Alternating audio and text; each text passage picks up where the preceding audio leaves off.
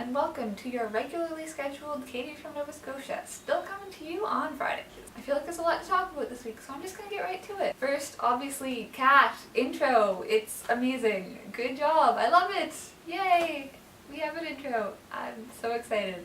Doctor Who, I do watch it as well. I haven't been super impressed with this season so far either, but tomorrow is the big one, and I'm half really excited and half just really nervous that Moffat's gonna screw it up. Guess I'll just have to wait and see what happens. Hopefully it will be good. JC also asked the last thing we ate. I had a spoonful of peanut butter and chocolate chips. And then Sarah added to that whether weird things that we eat or have heard of or something. I don't eat anything particularly weird except that I don't tend to keep pasta sauce around, but I make pasta, and then so I tend to eat it with things like barbecue sauce or mustard or salad dressing, which I guess is kind of weird.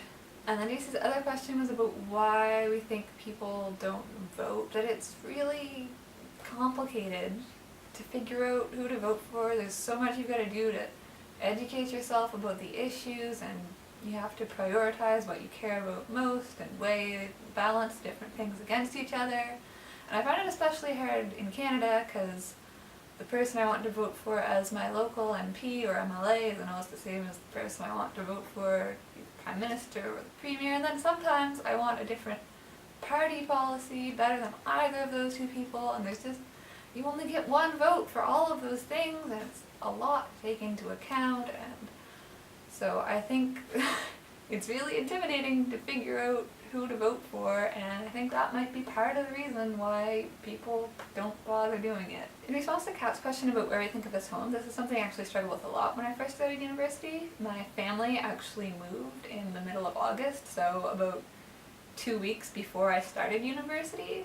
Still in the same general area, but a different house in a different town. So I ended up identifying with Halifax a lot faster than I think I would have otherwise, because by the time I went home for Thanksgiving, I had lived in Halifax longer than I had lived in that house. I called Halifax home pretty quickly after I started university. Logic. So Sarah, I think both of the charities you suggested are really good. I think all the charities that have been suggested are good. I would support any of them. As for how to decide, I think we should each pick one to champion and then duel to the death. Okay, but more seriously, I mean, we could just vote, or we could pick which ones we don't want to do and eliminate them until we have one left. Or we could match them up in tournament style pairs until we have one left. Or we could narrow it down to 2 or 3 and start thinking of ideas to see which one we think would work the best.